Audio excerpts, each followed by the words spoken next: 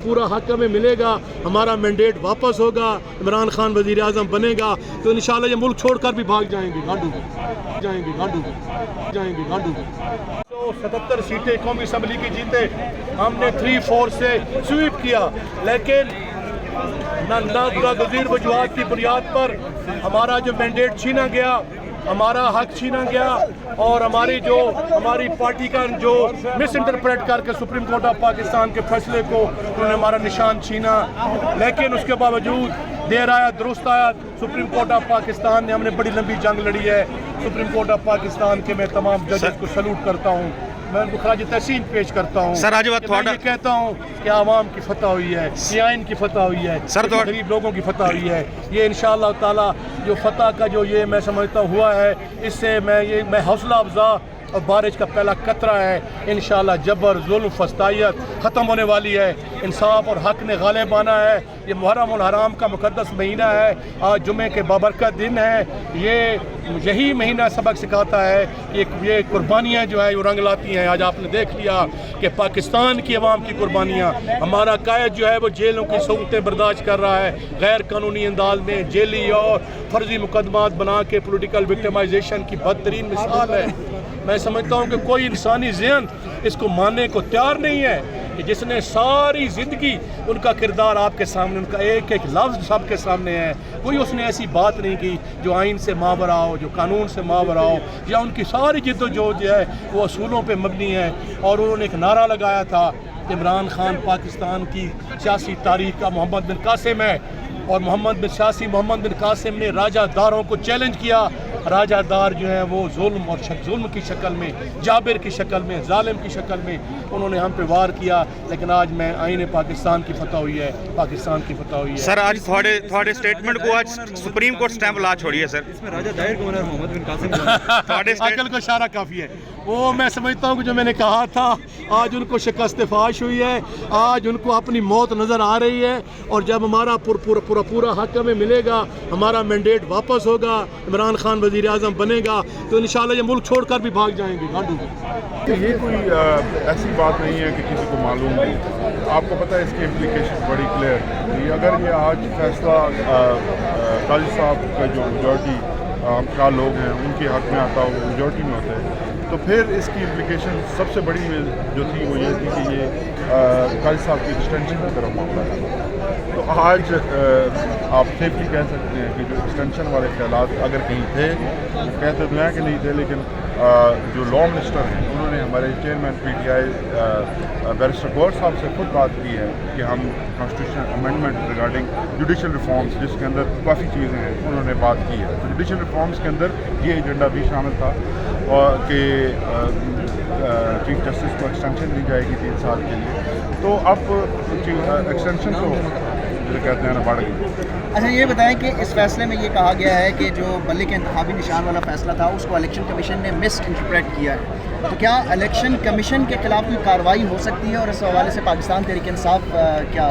देखिए, हम पहले दिन से, जिस दिन से ये सारा मामला इलेक्शन के बारे में शुरू हुआ, हमारी असम्बलियों से हमने जो असम्बलियाँ डिज़ोल्व की, उस दिन से इलेक्शन कमीशन का किरदार इंतहाई गैर मुनासिब और गैर कानूनी रहा है। कुछ कानूनी एक काम भी उन्होंने नहीं किया। पूरा सिस्टम जो था वो एक किस्म की जो गौस और धानरी है उसको सपोर्ट करने के लिए था। जो एस्टेब्लिशमेंट ने उनको प्लान दिया उसके मुताबिक ही चलते रहे। उस प्लान के मुताबिक वाज़ेह तौर पे पहले दिन से था कि PTI को क्रश किया जाएगा। तो एक तो फिज़िकली PTI को क्रश किया गया, कानूनी लिहाज से जो PTI के रास्ते में रोड अटकाए गए वो इलेक्शन कमीशन के अलावा मुमकिन नहीं थे। तो इलेक्शन कमीशन ने उनके हथियार के तौर पे काम किया, उनके सेकंड फिडल रहे एस्टेब्लिशमेंट के, और उन्होंने कानून और आइन की धज्जियाँ उड़ाई। इसका आज इतराफ़ सुप्रीम कोर्ट ने कर लिया है कि जो कुछ हुआ गलत हुआ। आप ये देखिए कि लेवल प्लेइंग फील्ड की हमारी जो पिटिशंस थी या जो हमारे क्लेम्स थे, उसमें सबसे ज़्यादा ग्रीवेंसेस तो हमें इलेक्शन कमीशन से थे। इलेक्शन कमीशन, मैंने खुद 72 एप्लीकेशन अपने मुख्तलिफ हल्कों से जमा करवाई, और 72 एप्लीकेशन का जो रिप्लाई था वो मुझे मेरे घर जो मेरा गाँव वाला एड्रेस है वहाँ पे कुछ अर्से बाद रिप्लाई इलेक्शन कमीशन की तरफ से आया कि आपकी तमाम शिकायत जो है वो एड्रेस कर दी। मेरे पास मौजूद है आज।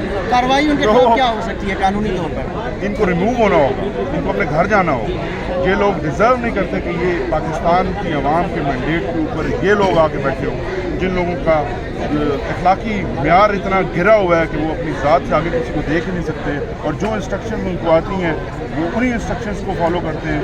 قانون ہو، آئین ہو، کسی کو وہ ان کو کوئی پرواہ ہی نہیں ہے. ان کو گھر جانا ہوگا سب سے. ریفرنس فائل کریں گے چیف الیکشن کمیشن؟ بالکل کریں گے. اس سے آگے اور کیا ہو کہ یہ انہوں نے جو ہمارے ساتھ کیا ہے بالکل کریں گے. ہم کنسیڈر کریں گے اور اپنے پولیٹیکل کمیٹی ہماری کنسیڈر کرے گی اور کور کمیٹی، اس کے بعد جو ڈیسیجن ہوگا. لیکن میں اس حق میں کہ یہ ہونا چاہیے اور میں اس کی بھرپور آواز میں چاہوں گا. دو چیزیں امپورٹنٹ ہیں. ایک تو پاکستان تحریک انصاف، جس کو آپ کو پتہ ہے 8 فروری کو لوگوں نے مینڈیٹ پاکستان تحریک انصاف کو دیا تھا. سپریم کورٹ آف پاکستان نے یہ مان لیا ہے کہ لوگوں نے ووٹس جو ہیں وہ تحریک انصاف کو ہی دیے تھے. تو انہوں نے تحریک انصاف کے حق کو بطور سیاسی جماعت اس کو بحال کیا ہے.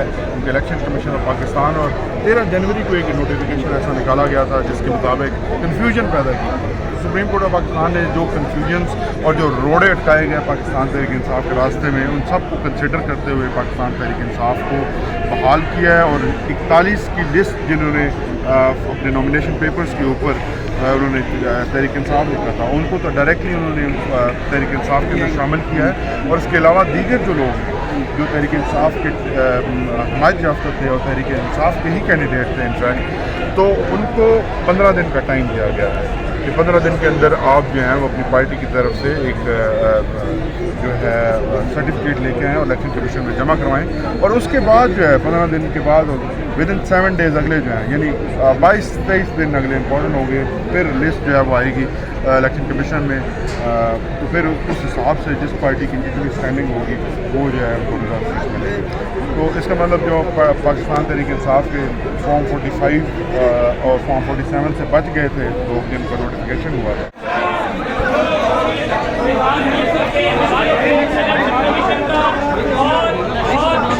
ہائی کورٹ کا جو فیصلہ ہے 8 مارچ سے قلم قرار دے دیا گیا ہے. الحمدللہ حق کی فتح ہوئی ہے. کون بچائے گا پاکستان؟ کون بچائے گا پاکستان؟ لیکن سارے تفصیل ہے وہ بعد میں آئے گی. پیچھے کرو یار، منہ میں کچھ یہ ہے کہ 8/5 سے فیصلہ جو ہے وہ جو پشاور ہائی کورٹ کا فیصلہ تھا اس کو قلم قرار دے دیا گیا ہے. الیکشن کمیشن کے فیصلے کو قلم قرار دے دیا گیا ہے. باقی ڈیٹیلز بعد میں آئے گی. 8/5 سے فیصلہ ہمارے حق میں آ گیا ہے.